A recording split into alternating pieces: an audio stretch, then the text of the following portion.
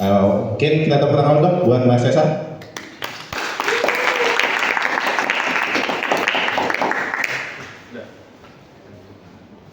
Halo, selamat malam semuanya. Nama saya Cesar Jempis Gawan. Terus tadi asal dari Liberty Studio. Sama Game terakhir sama kayak yang di belakang tadi. Bukan Uma Musume video lebih. Ya terakhir main itu. Terus ya bisa dibilang saya basicnya dari sisi pendidikan saya bukan dari programming. Basically saya dari engineering, lebih tepatnya saya physics engineering. 5 tahun yang lalu saya lulus dari Institut Teknologi 10 November ITS. Dan sebenarnya penjuru saya pun gak ada programmingnya. So buat teman-teman yang mau mencoba programming di game pasti bisa. Karena basically saya dari teknik fisika dan penjurusan saya bahkan bukan instrumentasi, saya sebenarnya acoustic engineer. Jadi gitu. Terus berikutnya ya pengalaman saya 2020 saya lulus dari kampus ya 2020 COVID. Cari kerja di pabrik nggak mungkin, akhirnya banting setir ke web dev.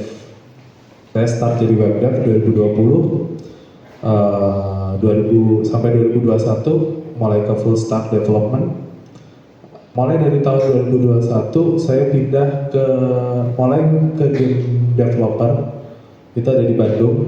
Buat teman-teman yang tahu, saya dulu di Agate Games sebelum saya ke Rebel dan Liberty. Posisi yang terakhir saya di Agate Games, saya lead programmer untuk project meeting protocol atau Riftstroke judulnya di Steam, bisa dicek. Saya salah satu lead programmer di situ, lead programmernya banyak. Di situ devnya itu ada sekitar hampir 150 orang hanya untuk mengerjakan Riftstroke saja.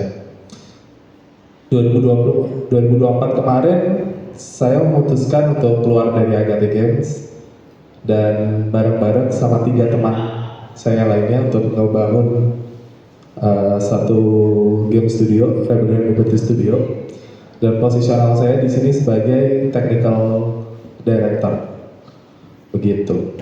Dan ya itu mungkin intermezzo dari saya. Topik yang saya akan bawakan pada malam hari ini adalah game architecture. Tapi tenang teman-teman, di sini kita nggak akan bahas coding. Kita hanya bahas tentang gimana cara kita menyusun. Karena basically kalau kalian pengen belajar coding, nggak perlu ChatGPT udah pintar dan gitu. Untuk cari function maksudnya. Untuk game architecture kalian nggak bisa di ChatGPT. Gitu. Oke. Kita buka dulu. Apa sih game architecture? Sebenarnya sama, mungkin dari Bapak siapa ya? Kita?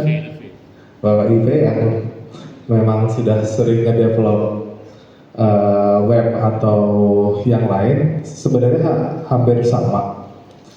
Di mana architecture adalah hal yang utama dalam foundation dari project. Cuman di game itu kita lebih ngumpulinnya per chunk-nya lebih gede. Jadi apa aja sih yang biasanya kita kumpulin? Misalkan rendering, physics, AI, input, dan sebagainya. Beberapa engine kalau kita sudah pakai engine yang modern, rendering udah nggak perlu karena rendering hampir semuanya sudah diurus sama render pipeline dari masing-masing engine. Terus apa sih yang dicari? Yang jelas adalah kita harus ngejar maintainability, performance, dan scalability. Itu yang penting dalam kita ngedevelop sebuah game gitu, atau sebuah project ya, sebenarnya sama aja. Terus ya tadi, kenapa architecture itu penting sih? Yang pertama adalah jelas better performance and continuous. Jadi teman-teman, goals kita ketika kita mau ngebikin infrastruktur atau architecture yang baik, itu pasti kodenya harus robust. Jadi satu function jangan cuma hanya dipakai untuk satu scope penggunaan, tapi harus bisa dipakai untuk banyak scope. Terus ada lagi easier team collaboration. Jadi ketika arsitekturnya udah bagus, ini buat teman-teman yang pernah nge-dev ya, untuk tim yang cukup lengkap, mulai dari game programmer, terus ada game designer. Itu kan seringnya mungkin teman-teman programmer udah bikin susah-susah tuh kode, terus tiba-tiba di tengah-tengah tim desainer bilang, oh gamenya nggak balance nih, harus ngurus lagi value-nya.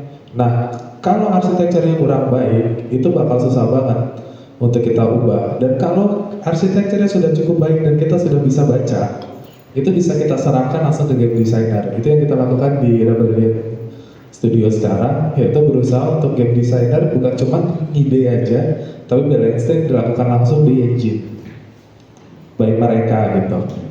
Terus habis itu scalable for future feature. Yang jelas ketika ada fitur baru, ketika game kita cukup gede atau teman-teman yang mengerjakan gamenya adalah sifatnya adalah live service, berarti harus ada update terus-menerus. Dengan arsitektur yang baik, pasti teman-teman akan mudah untuk scalable ya. Begitu juga dengan bugs dan complexity. Karena satu code tadi ada di satu tempat saja, misalkan ada satu namanya function shoot. Nah, function shoot itu cuma satu, both untuk AI sama player. Kita ngedebaknya jadi lebih gampang, karena kita hanya mencari di satu titik. Cuma problemnya ketika satu ngebak semua, kan kayak gitu. Tapi akan lebih mudah untuk kita nge-trace-nya, gitu. Terus habis itu berikutnya adalah core komponen dari game engine ya. Sebelum kita lanjut lagi, kita buat teman-teman yang mungkin pada masih baru ya di game engine. Pertama pasti ada game loop, rendering engine, dan physics. Ini semua ada di balik ya. Untuk ya game loop, rendering engine sama physics engine itu semua di balik layar. Apalagi dengan engine-engine yang sekarang sudah cukup advance. Ini sudah di-handle semua sama engine, both of Unity sama Unreal Engine. Terus kemudian input handling, mungkin input handling yang kita mulai pakai untuk kalau di Unreal Engine ada namanya IMC. Nah, kalau di Unity apa sekarang yang baru? Instead of kita masukin kayak A, B, C untuk setiap keyboard controlnya. Terus habis itu ada scripting system. Scripting system kan macam-macam ya. Di Unity berarti kalian pakai C# langsung. Di Unreal bisa pakai C++ ataupun pakai Blueprint. Dan berikutnya adalah audio system. Oke, nah berikutnya ini architecture style. Ada dua architecture ya utama. Pertama ada monolithic architecture. Ini paling yang kemungkinan paling banyak dipakai buat teman-teman yang pertama kali ngedev biasanya. Semua sistemnya itu tightly coupled. Jadi biasanya untuk yang C# tidak ngikutin hal-hal kayak clean code. Jadi satu file itu lebih dari 200 baris. Kan harusnya kita kurangin itu. Jadi hal-hal yang seperti itu. Jadi semua terplug di satu function. Karakter, shooting dan segala macamnya itu logiknya ada di karakter. Instead of kita bikin modul sendiri. Nah, itu yang dilakukan sama kalau teman-teman pakai monolithic architecture. Tapi ada pros-nya. Pros-nya apa? Easy to start dan ada easy to start. Cons-nya hard to maintain karena code-nya ada di mana-mana.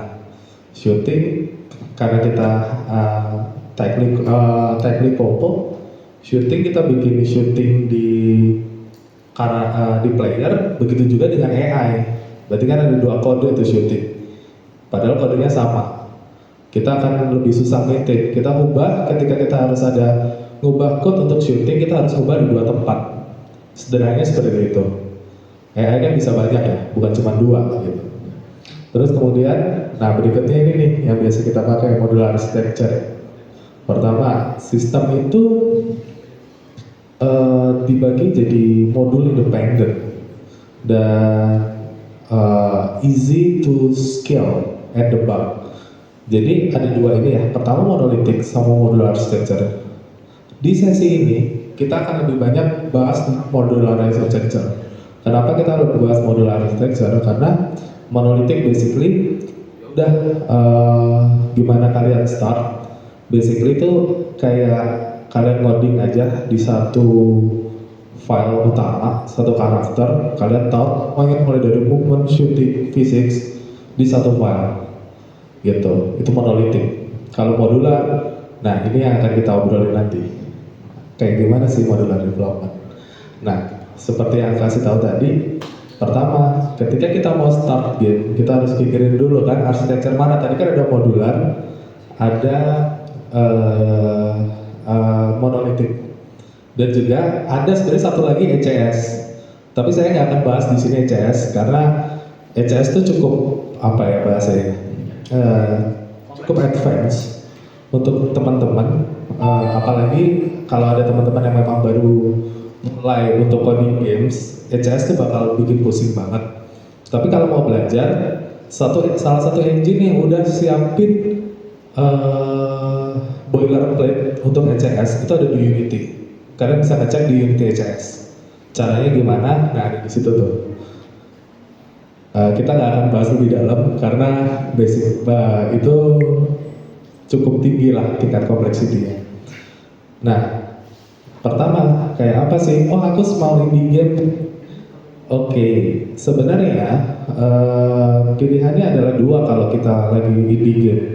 Kebanyakan teman-teman ngedevnya indie kan. Pertama ada simple modular dan monolithic. Jadi teman-teman yang memang mau bikin game, contohnya, oh aku mau bikin game, loopnya pendek, tapi aku pengen ngecek, contohnya biasanya game-game gamification tuh. Kita nggak perlu mulai pikirin tuh ke simple modular atau modular, kita nggak perlu. Karena basically gimana caranya kita bikin game satu bulan bahkan kurang, yang penting jadi kita rilis. Modelan workflow gamification kan biasanya seperti itu. Ketika teman-teman nggak punya waktu yang cukup panjang, better untuk pilih monolithic.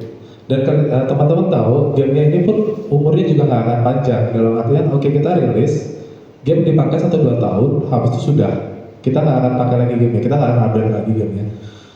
Itu kita pilihnya mulai monolithic. Tapi kalau simple gamenya itu, wah aku mau bikin game nih, misalkan game yang sebuah simulator apa ya kemarin yang simulator Gojek gitu kan, ada kan yang dari Game Lab itu kan memang diupdate terus tuh, jadi kayak mapnya harus dipanjangin, kita nambahin feature baru dan segala macamnya.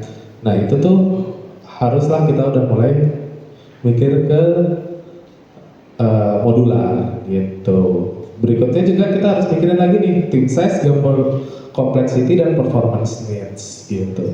Pertama kalau timnya kecil, ngapain harus ke modular, itu bakal memperberat buat kalian. Tapi kalau timnya gede, itu bahkan nggak bisa ke monolithic. Karena apa? Terutama kalau teman-teman pakai Unreal Engine ya, itu benar-benar nggak mungkin. Karena ketika monolithic, berarti semua kodenya itu ada di satu file. Dan Unreal itu kan ketika kita blueprint scripting, dia nggak bisa baca changes. Dia bacanya satu file itu berubah atau enggak. Jadi kalau aku ngerjain, seumpama ada Mas Mijil juga ngerjain nih, misalkan ya, kita ngerjain bareng nih. Aku ngerjain, Mas Mijil ngerjain. Di satu file yang sama, Mas Mijil push dulu, aku push, pasti konflik. Oke, Unreal nggak bisa. Unreal harus dipisah gitu. Untuk menghindari hal itu, Unreal wajib untuk modular. Ketika depthnya banyak. Tapi kalau programmerku cuma satu, cuma solo, ya itu nggak perlu. Oke, ya berikutnya kita langsung ngomong secara detailnya ya, what is modular development. Jadi modular development itu basically kita pisahin ya, instead of kita coding satu chunk gede. Jadi misalkan, nih saya pakai ini ya, satu chunk gede, misalkan ini kita ngomong karakter ya. Nah, kalau kita pakai yang lama, itu berarti kita ada shoot di satu file, Habis itu kita ada lagi misalkan move. Kayak gini. Ini sistem yang kalau kita nggak pakai modularity. Nah, kita anggaplah 2 dulu ya. Kalau kita pakai modularity akan seperti apa sih? Anggaplah dan kalau seumpama ini AI, anggaplah ini player ya, cara player. Ini AI. Nah, berarti kan AI juga harus ada shoot, ada move. Padahal sebenarnya secara kontrol bisa jadi satu juga kan? Atau nah, seumpama ini itu kita jadiin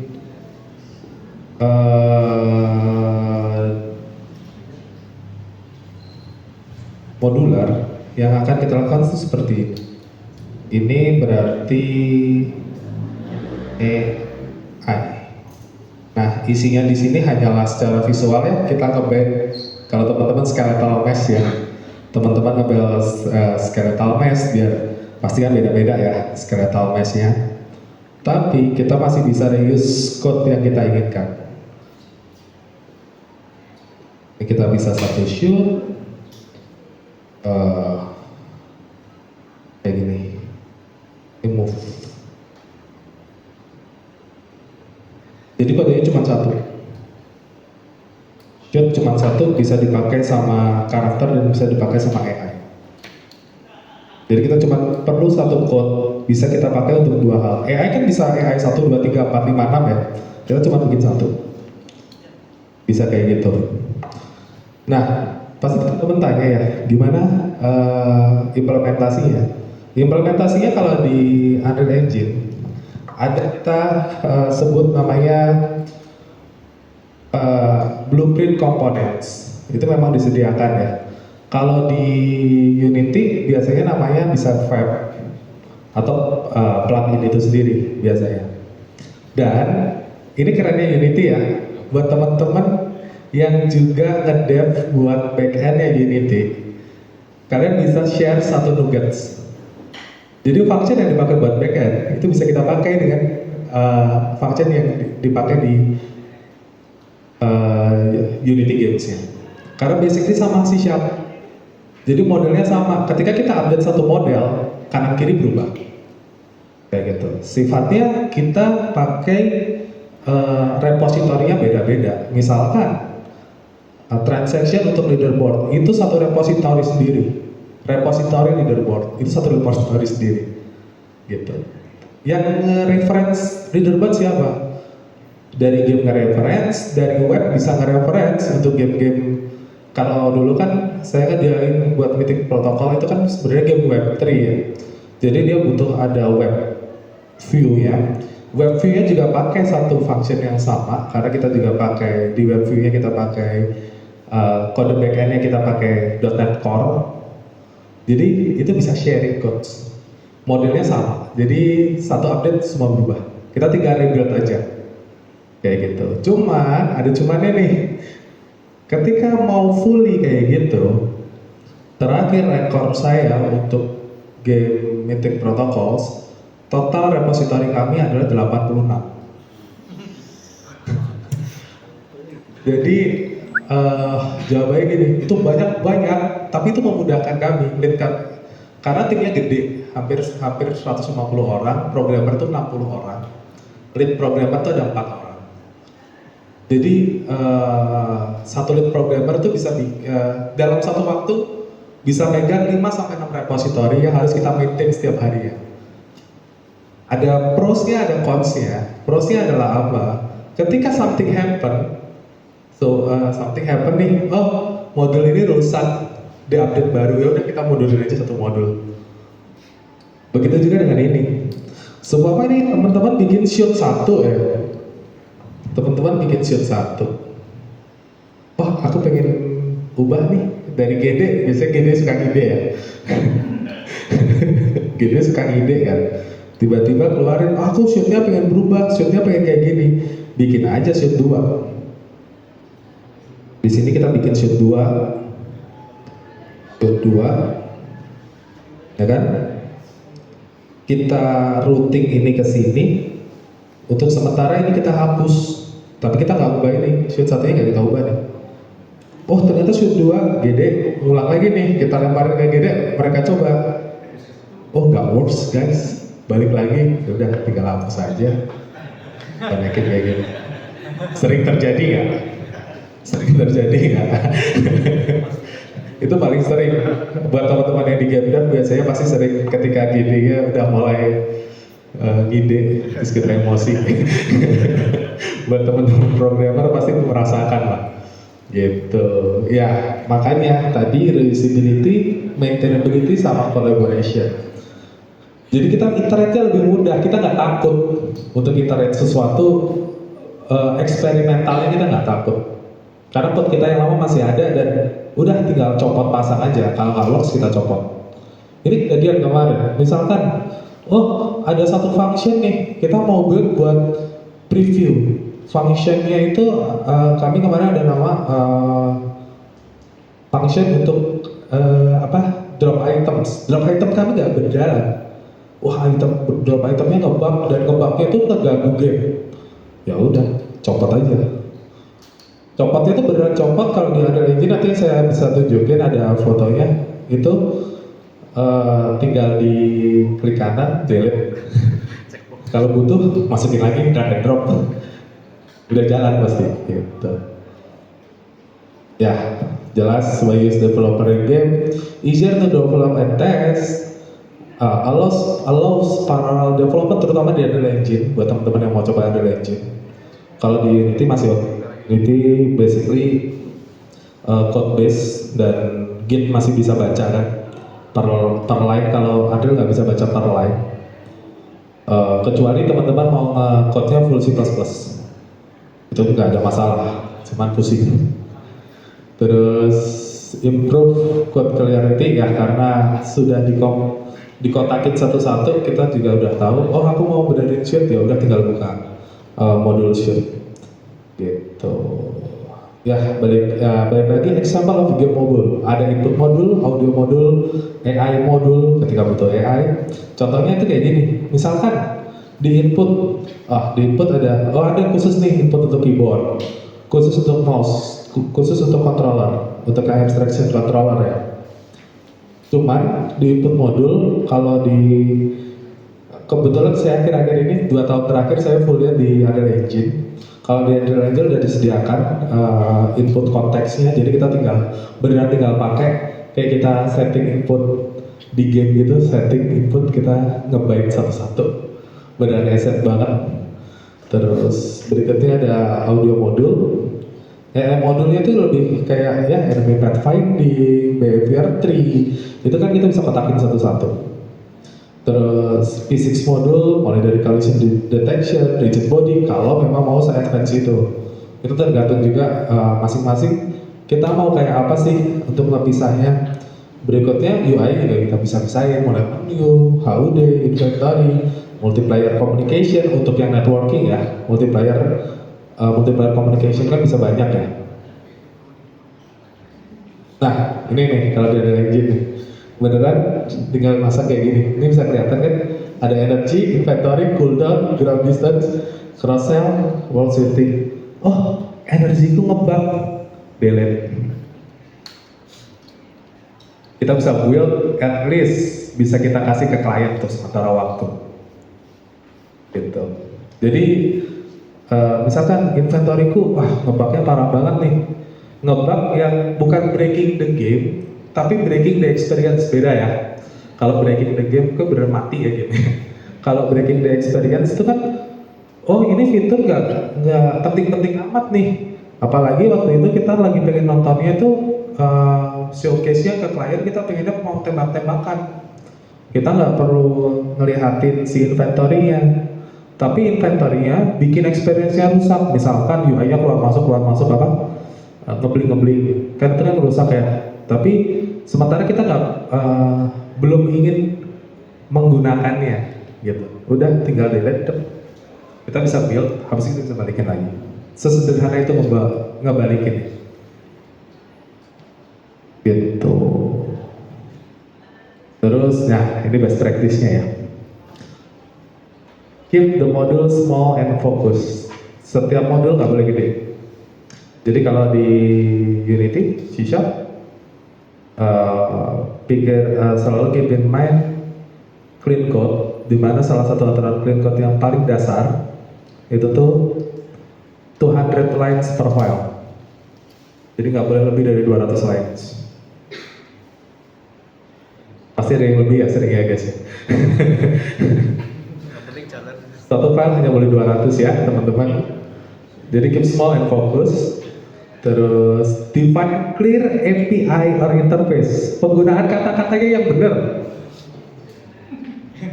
Jangan ngasal. Biasanya programmer suka ngasal. Ditulis A, B, C, D, function, D, E, F, G gitu. Nanti kalian balik lagi ini apa gitu. Apalagi habis liburan gitu. Terus use version control, jelas dong gitu. Untuk modul change, dan berikutnya dokumentasikan setiap modulnya. Jadi setiap bikin modul harus didokumentasikan, terutama teman-teman yang pakai Unity, karena Unity code base. Kalau Unreal masih oke lah, nggak ada dokumen karena basically Unreal yang blueprints ya, it's okay, nggak pakai ini, kita nggak pakai documentation. Karena basically ketika kita buka, kita masih baca ini ya kan, apa itu namanya, flowchart-nya kan, blueprint-nya berbasicnya flowchart. Tapi ingat kalau sama keep in mind juga clean code di Unreal, clean code-nya gimana? Unreal sangat mudah untuk kita bikin spaghetti, karena dia basically garis. Jadi literally spaghetti beneran, mulak gitu kabelnya, naik turun. Nah, ini pitfalls to avoid. Over modularizing, too many tiny modules increase complexity. Jadi tadi dia bilang keep tiny, tapi jangan terlalu kecil. Misalkan walk maju aja satu modul, ke kanan satu modul, itu jangan. Tetap harus move ya. Udah move tuh dikompokin, mulai dari maju, mundur, kanan kiri, atas, jump. Itu jadi satu. Kalau ada dash itu jadi satu ya. Terus type conflict. Nah ini nih yang kita kadang-kadang nggak sadar. Jadi type conflict itu kayak gimana sih?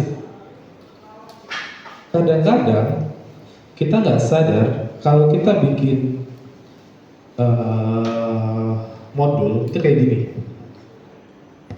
Ini pernah kejadian di aku. Jadi ini pengalaman berharga. Bikin tidak tidur 3 hari. Ya karena udah kayak ini. Jadi misalkan ini ada modul A, modul B, ada modul C. Ketik apa yang type conflict itu kadang-kadang kayak gini nih.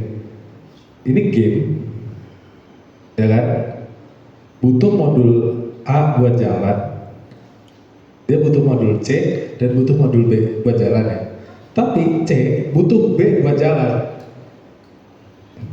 C butuh A buat jalan. Itu mungkin terjadi. Contohnya kayak gimana sih kalau di game? Misalkan ada yang namanya anggaplah di sini ada UI. UI ini sendirian.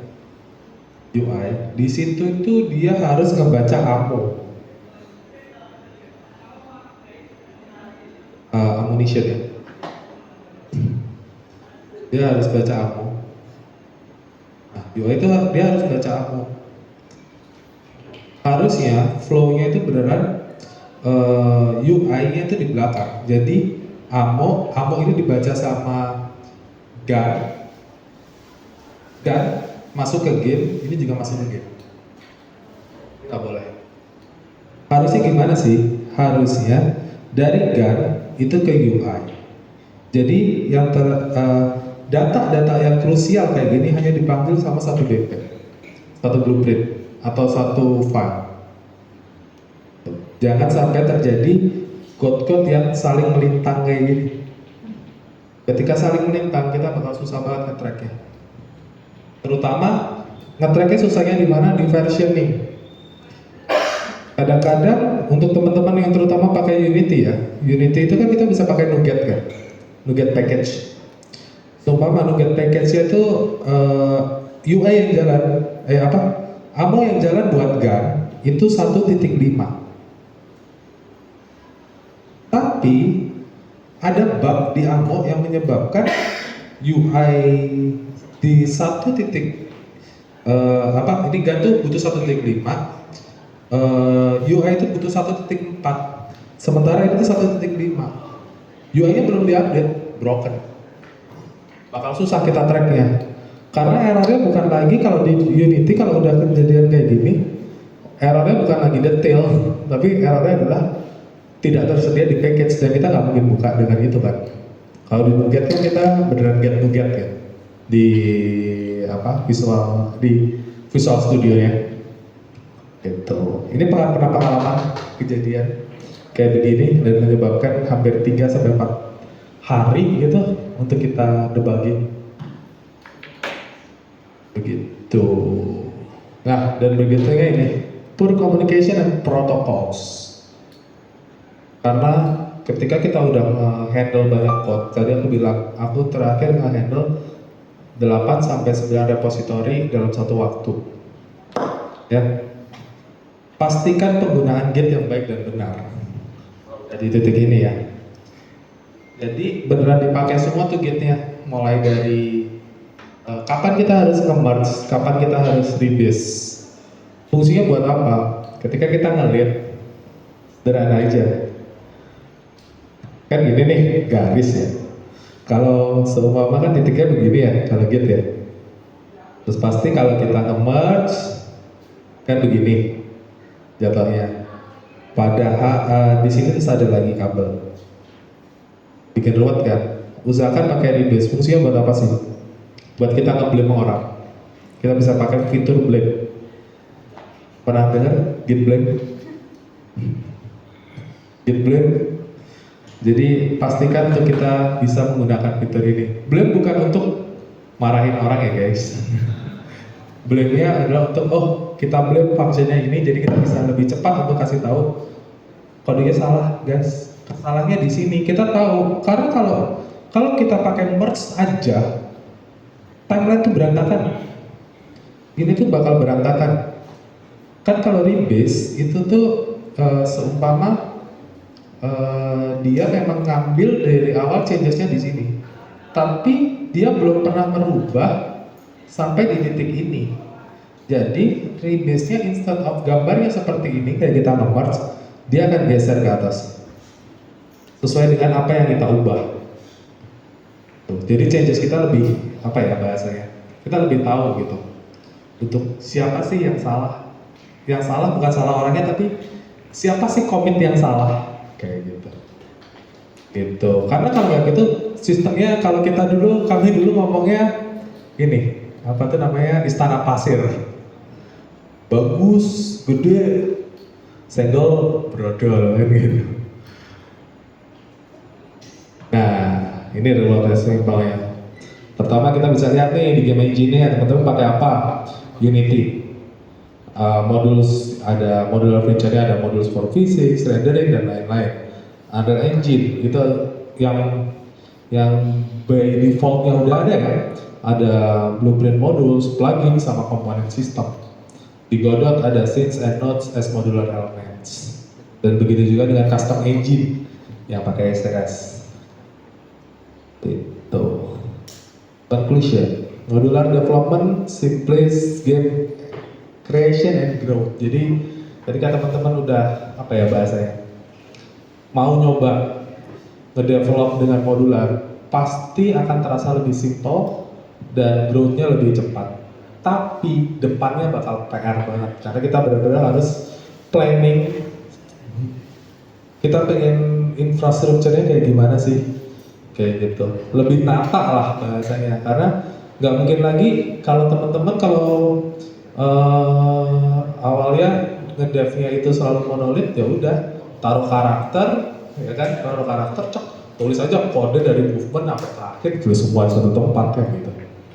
Terus think in system not feature, jadi mikirnya tuh sistem jangan ke feature-nya. terus ya long term benefit, ya kan. Initial complexity-nya tuh, complexity di awal untuk modularity development tuh gede banget, pasti gede, kerasa banget gede karena kita nggak bisa langsung coding, kita harus ngulang dulu, kita harus bikin dulu dasarnya dan segala macam. Tapi setelah itu akan terasa long term benefitnya, apalagi untuk project-project yang lamanya lebih dari 1 tahun ya, tim kita panjang dan segala macam gitu. Dan ya berikutnya mungkin Q&A, tapi ada satu hal yang terutama yang belum aku tuliskan di sini, yaitu ketika kita nge-game dev, usahakan semua fungsinya dipisahkan berdasarkan visual atau logic. Visual, logic itu juga harus dilakukan. P6, kami itu kesalahan dari kami dulu, bikin satu, kita pengen nih bikin P6, padahal cuma pengen ngelihatin kayak layangan melayang begitu. Kita pakai P6 tuh, ternyata kompleksitinya gede banget, kita bakal back and forth. Jadi mikirnya tuh lebih ke arah gimana caranya kita bikin sistemnya tuh simple dan over engineered gitu sih. Terus sih mungkin ada Q&A, pertanyaan dari teman-teman, kita discuss ya di sini apa. Tepuk tangan untuk buat Mas Cesar. Mantap banget ya.